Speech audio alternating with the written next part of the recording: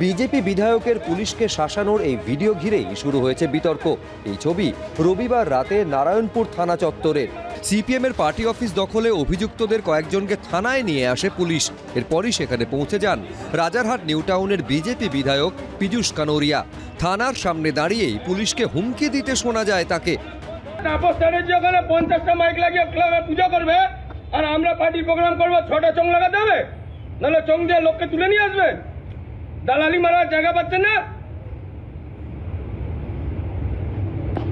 আপনি? না ঠিক আছে, হয়ে যাবে আর কি বানিয়ে রেখেছেন পার্টিটাকে।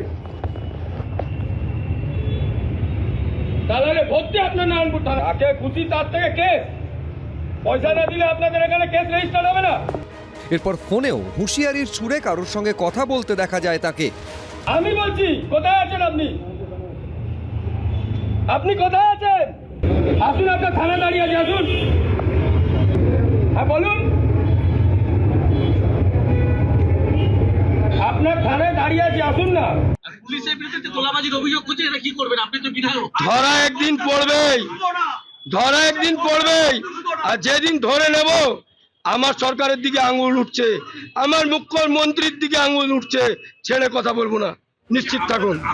এই ঘটনা অনেককেই মনে করিয়ে দিয়েছে তৃণমূল জমানায় অনুব্রত মণ্ডলের সেই ঘড়ি দেখিয়ে পুলিশ অফিসারকে হুমকির কথা। তাণ্ডব লীলা আমি ফেলে দেবো, ভয়ঙ্কর ফেলে দেবো। কটা বাজে হয়েছে? 8:15।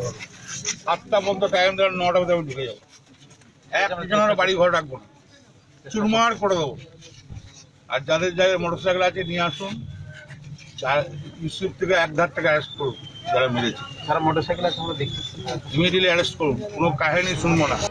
সেই প্রসঙ্গ টেনেই বিজেপি বিধায়কের শাসানি নিয়ে সুর চড়িয়েছে তৃণমূল। পীযূষ কানোরিয়া, তাকে দেখলাম নারায়ণপুর থানা বোধহয়, তার সামনে যে প্রচণ্ড রেগে পুলিশকে বলছেন ঘেরাও টেরাও করে রাখবো। আগে আমরা একটা ভিডিও নিয়েই এরা গেল রব উঠত। অনুব্রত মণ্ডল পুলিশকে কি বলেছেন, এখন যে এলাকায় বিজেপির নেতারা পুলিশকে চমকাচ্ছেন, ধমকাচ্ছেন, হুমকি দিচ্ছেন, থানায় তালাবন্ধ করে রাখছেন, তো এটা তো দেখতেই পাচ্ছেন কি হচ্ছে। এরপর গভীর রাতে ফের উত্তপ্ত হয়ে ওঠে নারায়ণপুর। তৃণমূল কর্মীদের বাড়ি ভাঙচুর, মারধরের অভিযোগ ওঠে। পুলিশের 144 ব্রেক করা থানার সামনে যেভাবে তিনি হুঙ্কার দিলেন, যেভাবে ওসিকে বিষয়গুলো করলেন, এটা একটা আমার মনে হয় না বিধায়ক আর সমাজ বিরোধী মনে পার্থক্য আছে। প্রয়োজন হলে আমি নিজে সিআইডি তদন্তের দাবি করছি মাননীয় মুখ্যমন্ত্রীর কাছে। আমার অনুরোধ, এই একটা এলাকা যেটা খুব টাচি এলাকা, সেই এলাকাটাকে নষ্ট করার ষড়যন্ত্র হচ্ছে। আমি বেরিয়ে যাওয়ার পর যদি কোনো কিছুই হয়ে থাকে সেটা পুলিশ দেখবে, আইনের মতন চলবে।